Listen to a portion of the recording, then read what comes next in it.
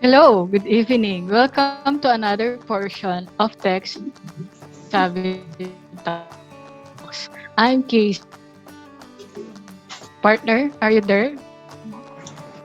Yes, partner. Good evening. Hello, everyone. I'm Pat, and good evening, and welcome to Tech Savvy Talks. Joining us tonight are four key individuals who have an impact under government agencies by being technology managers.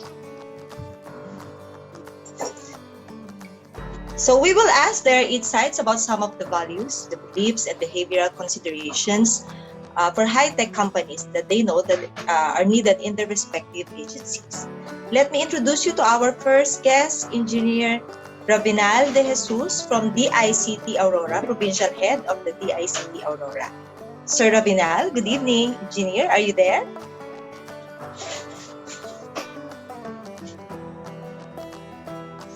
Hello, sir. Good evening. Thank you for joining us tonight. Before we start, I'd like to welcome you first on our this evening's interview for you. So before we move on with the proper questions, I'd like to ask you some questions first, specifically on about your agency. Can you tell us something about your work and your perspective in innovation in your agency?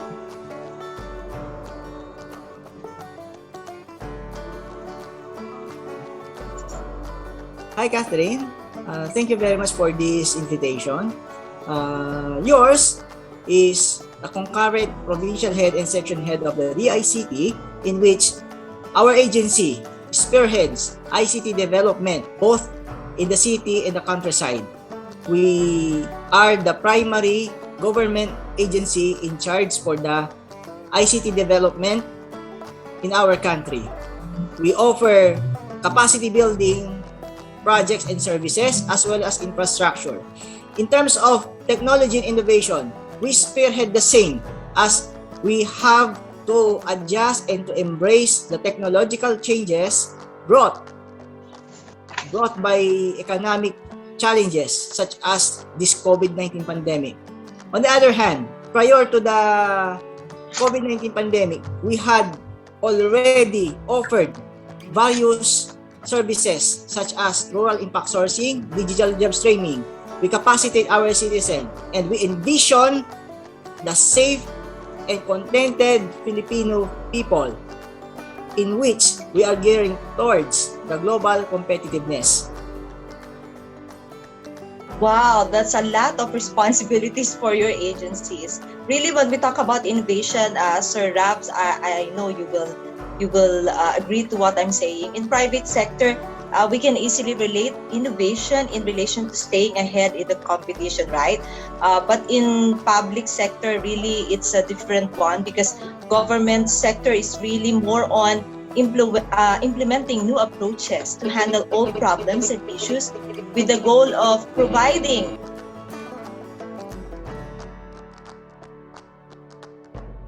So next for my question, what do you think is the most important driver for innovation that will happen in the ICT?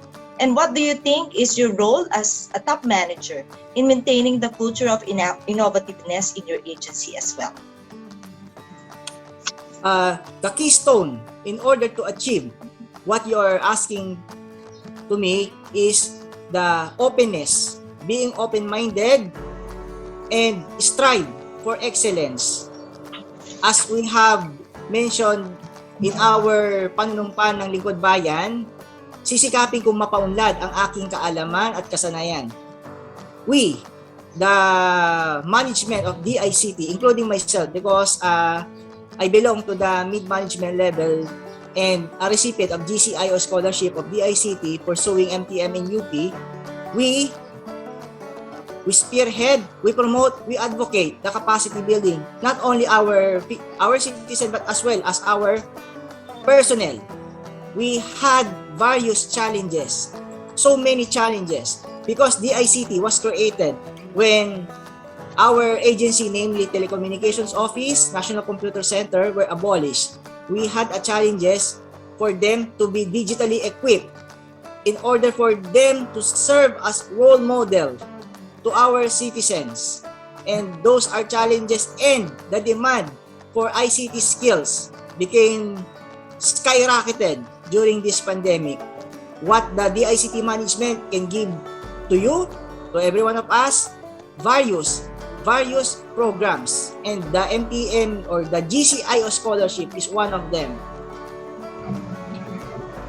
That I believe, and I'd like to agree in what you say. When we talk about cultivating the culture of innovativeness, it requires really the recognition of the nature of innovation in itself, or specifically, it should grow within us. So, in the agency that you are into, I believe that the culture of innovation should start mainly on the people around your agency, and that's a good point that you have given to us right now. Okay, but are you also aware, or have you heard the term creative destruction, which is mainly first used and coined by Schumpeter, which describes the process that sees new innovations replacing existing ones that are rendered obsolete over time.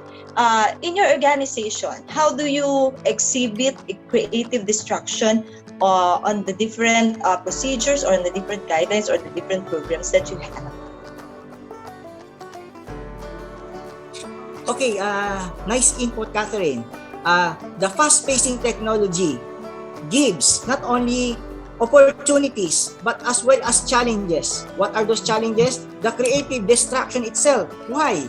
Because due to the fast-pacing of the technology, it creates not necessarily a threat, but that's the reason why we have the SWOT. For every analysis, there's a threat. Why it is a threat? Because the fast-pacing technology may obsolete our infrastructure as well as our workforce. That's the reason why what I had said before, that retooling of workforce is necessary. So that's how the creative destruction occur in our organization. Also, another challenge in when you're implementing government projects, procurement takes long time. It takes long time. And when you implement those infrastructure, when you construct those infrastructure, new technology appears. It even break the Moore's law. What is Moore's law? Based on Moore's law, the size of chip doubles every 18 months. Moore's law is almost depleting or disappearing. The fast-pacing technology, the creative destruction, almost break the Moore's law, and we have to shape up, not only for our organization but as well as to our stakeholders and constituents. That's a good point, Sir Raps. Really, what you have said, or what we have mentioned, which is the threat, but we shouldn't look at the threat, but we should look at it as an opportunity. It is not really the competition between established organizations, but I think rather continual innovations, like what you've said, in products, technology, services, and even organizational structures that create new industries and wealth while making old industries obsolete. Just like what happened in your own organization, the systems that you are implementing before may be obsolete now, but you have moved on to the new or innovative products that will systematize and of course make your system more worthy of using and serving your clients or stakeholders. Thank you for your insights, sir. Okay, so let's move on with another guest that we have right now.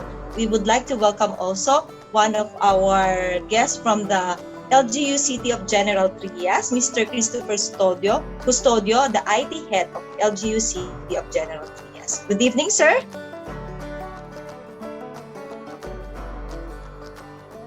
Good evening. Thank you for having me here, Kat. Thank you also for joining us and gracing our show tonight. So, sir, I just don't know if you have heard the talks that we have with Engineer Ravenal, but of course, I'd like to have an insight also on the perspective of an LGU. That you are working as an IT head of LGU City, and I'd like to know, can you tell us something about your work and your perspective of innovation in your agency or in your organization?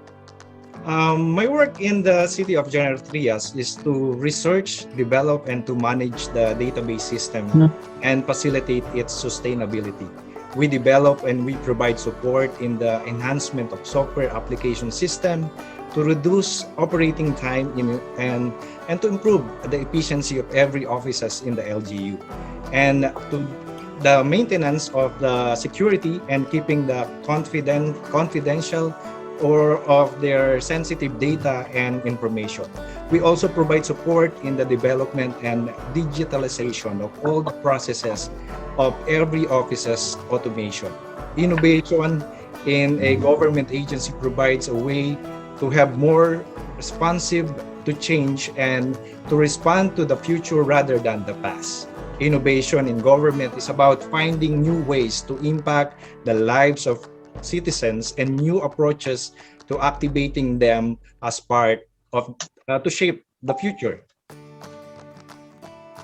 Wow, based from what you have mentioned, all the works that and responsibilities that you are handling, mainly focused on how your organization or how your unit is really implementing or integrating innovation in every process that you have. What you have emphasized really sums it up with competitiveness towards quality service, right? Yeah. I think that's the bottom line for every responsibility that we have in the government agency. But when we talk about high-tech companies, how do you think they maintain product champions, or what are their characteristics, sir? Well, the role of high technology companies to maintain product champions is for them to always have fresh ideas. When you say product champion, it lies in selling those fresh ideas, and the idea should have been an interesting project that can be profitable and innovative. Then when you ask about their characteristic, for me, they should dominate research and development. For many innovative companies, a key measures of success of their innovation effort is the percent of revenue derived from recently released products that are the outcome of new product development procedures. That's for me, Kat. Yes, so mainly I think most of the managers right now in high-tech companies are really the product champions, right? They create, they start. Of course, they should manage and administer their people with regards to integrating innovation and culture of innovation with regards to the products or with regards to the services and the organization that they have. Okay, so can you give me also an example of how high-tech companies encourage innovativeness and creativity? Or is it manifested in your work? Yeah. What comes in my mind when it comes to high-tech company that encourage innovativeness and creativity is Apple Incorporated. It is an American multinational technology company that specializes in consumer electronics, computer software, and online services. Apple Technology Company is the world's biggest technology company by revenue since January of this year, 2021. It is the world's most valuable company because of their innovativeness and creativity. With my work doing research, development, and providing support in the enhancement of software application in our city, I also look on Apple company for their innovativeness and creativity. I can also relate with Skunkworks project with their innovative undertaking that the expectation for the products they develop was a revolution of the idea that have changed the way business, engineering, and technical field. So those are the processes that I look up into. Wow, that's a great example that you have given us, because most of us really are familiar with Apple and even the business that they're going to. So we can really relate what these high-tech companies encourage, or how do they encourage innovativeness and creativity, as what you have mentioned through the Apple company. So I'm very delighted and very happy with all the information and insights from our guests. So I turn you over to my partner for her interview with other two key individuals who in their respective ways have influenced the technological perspective of their agency. Partner Khayce, take it away. Thank you, partner, and thank you, Sir Robs and Sir Chris, for your comprehensive insights into how the values and beliefs of a corporation, especially the government agencies, can affect the innovative aspect of a company. Introducing our next guest is from the Department of Finance, Mr. Marlon DOGUILES, Information Analyst. So, good evening, sir. Thank you for being here with us tonight, and before anything else, can you tell something about your work and your perspective of innovation in the government agency? Good evening to you, Ms. Khayce. I am currently an information systems analyst at the Department of Finance, and my job is to handle the data center and the equipment like servers, storage, for example. For me, innovation in the government means the government is able to use technology in a way they can provide service to the public with ease and comfort without compromising their security.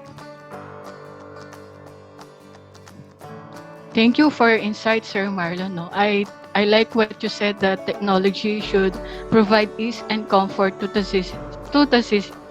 citizens with the mindset of safeguarding confidential data. As we always say in the government, public office is a public trust. And moving on, sir, can you tell us something about learning orientation and unlearning? Have you heard of it, and why do you think they are important in technology, especially in the government sector? Yes, actually, learning orientation is to be able to quickly adapt to technology and be able to facilitate the development of new knowledge.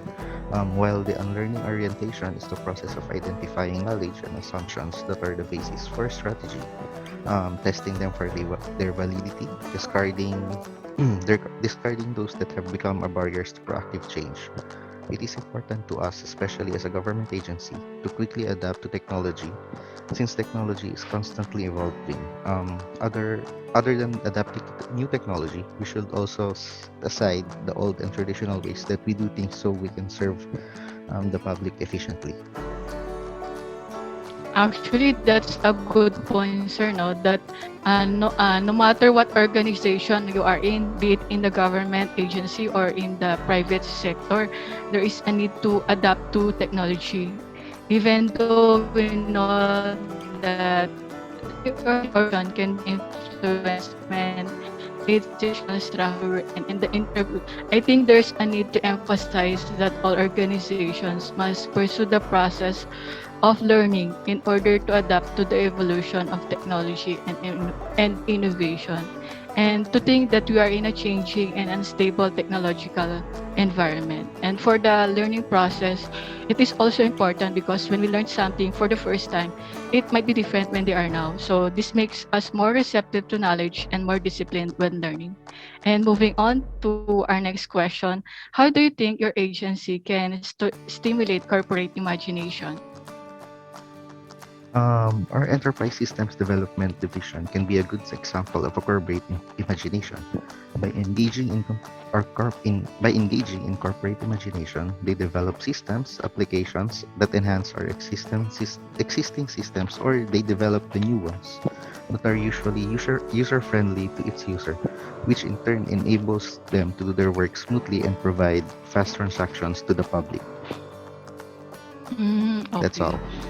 And you pointed out, sir, that you are enhancing your existing system, and that's actually a good scenario in order to develop being in the technology and innovation, because in corporate imagination we are already thinking ahead of the future. It is innovation in both strategies and products or technologies. It is being open also to new sources of information and opening new doors of opportunity in order to improve. So in a way, sir, it exercises a person's creativity and embracing failures and not being fearful of making mistakes. That's it, sir. Thank you, Sir Marlon, for your insights. Also joining us tonight is Mr. Paolo Jonas Alan, IT specialist from the Office of Civil Defense. So, Sir Paolo, thank you very much for gracing us with your presence. Can you tell us something about your work and your perspective of innovation in the government agency? Good evening, Ms. Khayce. As an IT officer in our agency, my work involves implementing various information systems of OCD and the National Disaster Risk Reduction and Management Council. I can say that our agency is in the process of continuously utilizing, adapting, maximizing the use of ICT to further strengthen, improve, and innovate our services for disaster risk reduction and management program to reduce the vulnerabilities and risk to hazards and manage the consequence of disasters. To cite an example that has been innovated in disaster management are the utilization of UAV or unmanned aerial vehicles or drones to aid disaster response as well as for search and rescue, recovery and assessment. We also have the monitoring systems, early warning systems, and satellite technology for emergency communications. Innovations matter to our organization, especially in disaster management, since this has greatly improved our way of delivering services and assistance to our stakeholders. Furthermore, our management fully supports the utilization of various ICT programs and projects to support the country's comprehensive civil defense and disaster risk reduction and management program for a safer, adaptive, and resilient Filipino community. Wow, that's a very comprehensive view of your work, sir. Sir, you have pointed out that you are meeting the requirements or giving satisfaction to the stakeholders.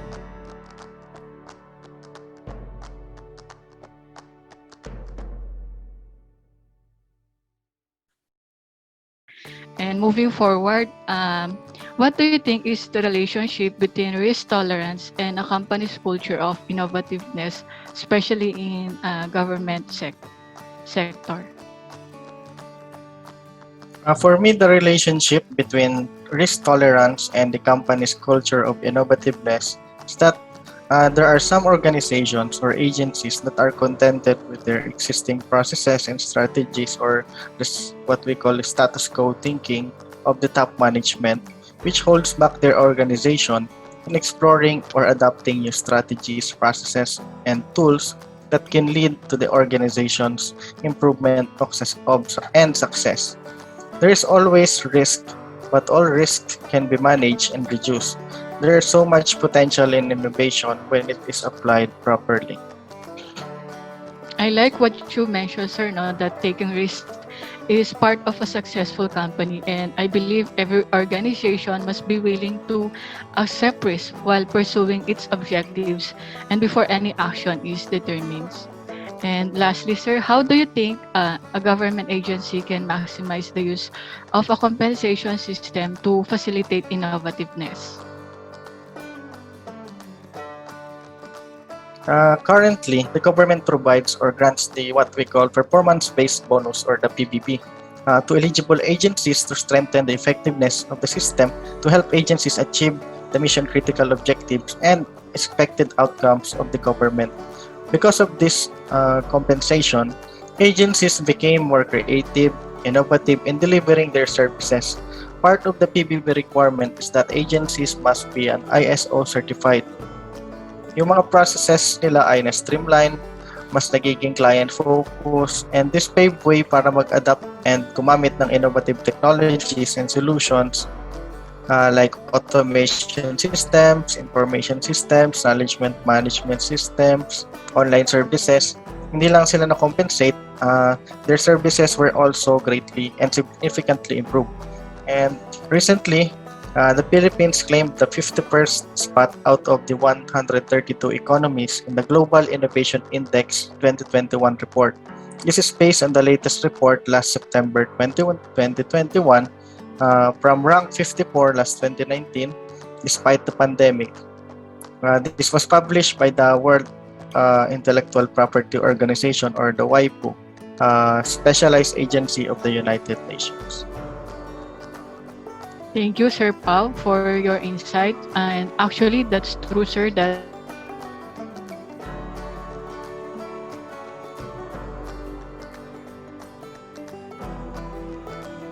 still one of the main drives to innovativeness. Thank you, gentlemen, for the very informative and savvy talk for tonight. Partner, do you think there are still some barriers to a culture of innovativeness in a company, especially in the government sector? Thank you, partner. I'd like to, first, before I answer that, I'd like to thank also all our guests for tonight for giving us their very insightful explanation on the different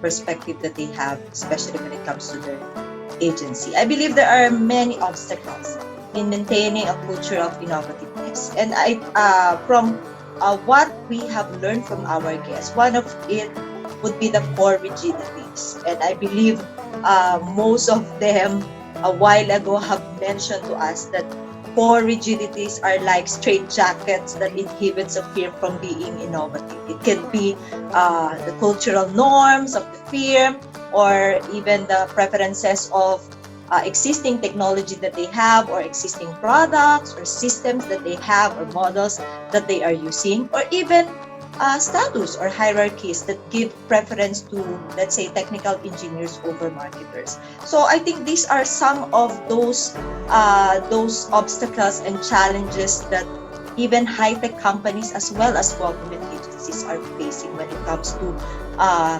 pushing the culture of innovativeness. What do you think, partner? Actually, I agree with you, partner, no? Because in what you have said, that one of the barriers to innovation, which leads to to another obstacle or a barrier to innovation, which is the innovator's dilemma. This is the part in which the decision of a company leader should choose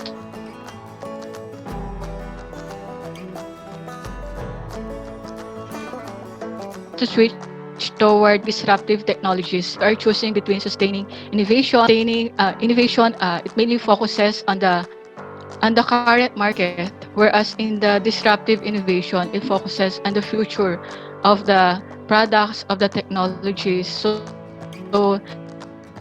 the dilemma now happens when a company, especially the big companies, following a sustaining innovation path makes sense in eventually put the company to failure. So, but if the company dedicates its valuable resources to a nice and unproven opportunity, it can be the future of an agency. So, what is the bottom line here? That is, whether you are a leading agency or a non-leading company, we should be open to change. So large companies need to listen to their customers in order to continue successfully with their sustaining innovations. But they need to look at the niche markets and how to use their products in order to identify potentially disruptive innovations. So yes, ma'am, that's my input, and that's it for tonight.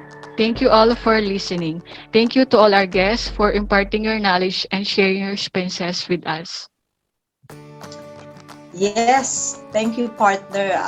Really a great insight and a great evening for this tech savvy that we have. Again, to all our viewers, we hope that you have learned something from tonight's talk. Continue to learn, be involved in technology, and embrace its diversity. Lastly, our last words for tonight is from Thomas Edison, and it says, "There's a way to do it better.